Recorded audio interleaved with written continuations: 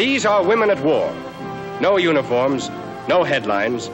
Instead, the determination to fight their part of the war and do it well.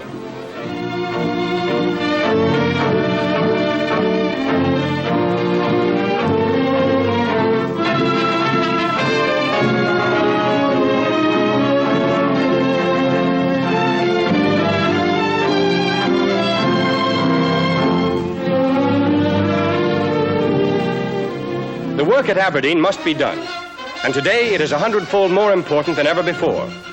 For years, Army Ordnance Engineers have maintained a large civilian staff of trained testing experts to help them perform the countless and exacting tests to which must be subjected every single piece of the list of Army Ordnance equipment now growing so rapidly. Together, these Ordnance Engineers and their staffs have developed the gunpowder, the cartridges, the shells, the guns, the carriers for those guns, and every kind of tank. The hundreds of weapons with which our troops are fighting today.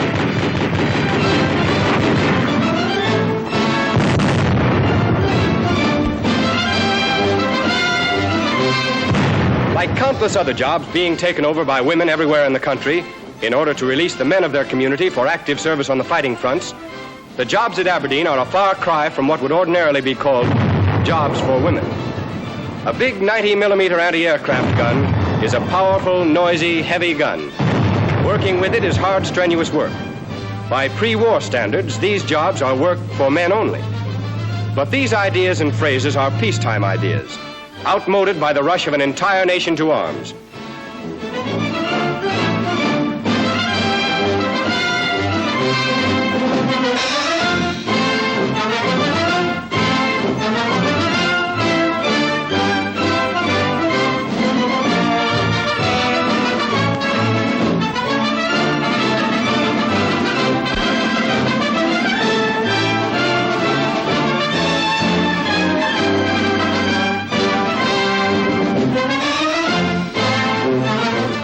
Women at war, slowly learning mastery over involved and technical phases of their work, setting up and firing the intricate guns, trial elevation shooting through complicated forward area sights, determining range errors on each gun, recording highly mathematical ballistic data for the ordnance officers to study. Complicated masculine work, taken over by the women.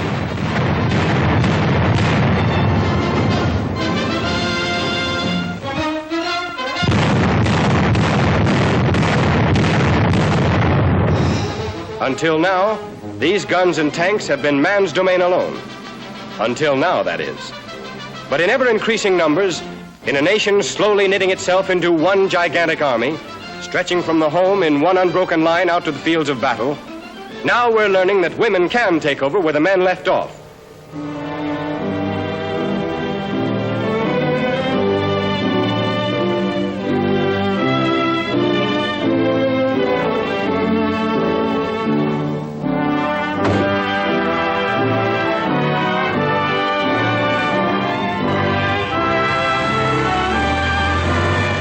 Now, in time of war, each woman and a man's job means one more fighter at the front to shoot the better guns, to drive the improved tanks developed by Aberdeen's endless testing.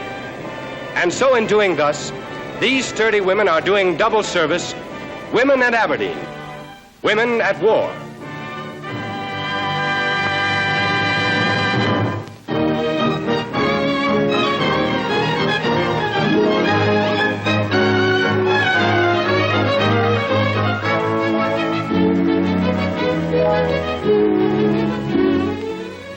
In modern warfare, armies must be fast-moving, far-reaching, quick.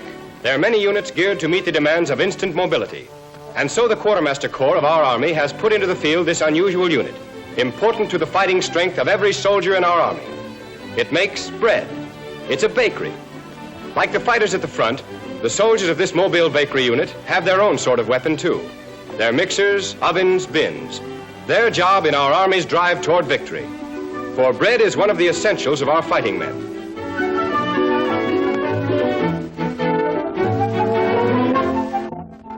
That bread, like the men who eat it, must be the very best.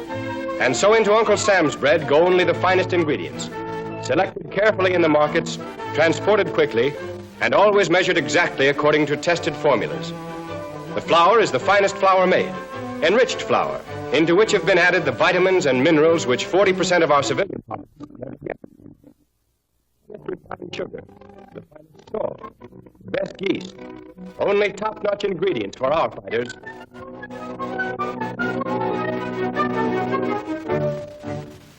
Carefully weighed and measured, each ingredient goes into the big barrel mixer one at a time. Salt, sugar, the yeast, shortening smooth and creamy,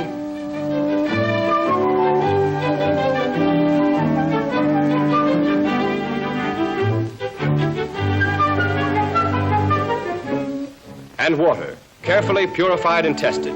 The beginnings of bread. Doesn't look much like bread yet, but in 24 hours, the 4 soldier bakers of this Mobile bakery will have turned out 4,000 pounds of rich, nutritious bread. 4,000 pounds of bread for fighting soldiers, hungry soldiers. The barrel mixer busily churns the ingredients together, mixing, until the flour and water and shortening and yeast have been churned and beaten into smooth, creamy dough. The first step in the business of baking bread for our army in the making. That's potential strength for our fighting forces, that dough. Potential ammunition, the quartermaster's part of the fight. Dough for doughboys, ready to be weighed and cut into loaf sizes before baking. And like every other step in the process, the measuring is specific and exact. Each piece of dough is carefully scaled, assuring perfect uniformity. Skilled hands, rapidly and quickly and efficiently cutting the loaves for mess kitchens of an entire division. From these small chunks of dough will come full golden brown loaves, swelled up above the top of the pan. The yeast does that, but instead of letting the yeast work slowly by itself, the doughy loaves are put into the big proofing box, where a steady low heat sets the yeast to work quickly. And in a short while, the tiny yeast cells have multiplied 1,000,000 times, producing those big full loaves ready for the baking oven. Into the oven with them, and as they go in, finished baked loaves come out, making place for the new. An endless procession of bread for our soldiers. Dough turning slowly into soft, fine-textured bread. The big oven turns out 4 golden brown loaves every 15 seconds, 16 a minute, 960 an hour, 22,000 in a day. Slowly they revolve in the prescribed heat of the oven. An ever-moving Ferris wheel apparatus which makes possible more loaves, more bread, more rich nourishment for the soldiers fighting somewhere, perhaps nearby. Quartermaster ammunition for the fight.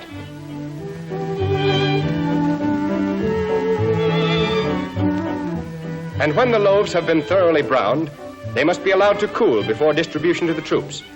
And so, one batch after another, they're placed on racks, cooling in the open air, waiting to be sent to the soldiers on the battle line.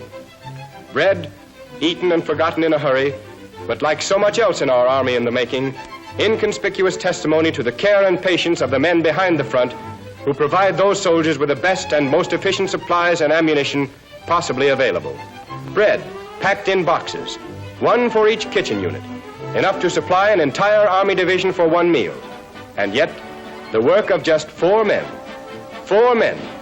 and the efficiency of the Mobile bakery. Bread, delivered to the soldiers fresh and soft and tasty. Another quartermaster contribution to our army in the making.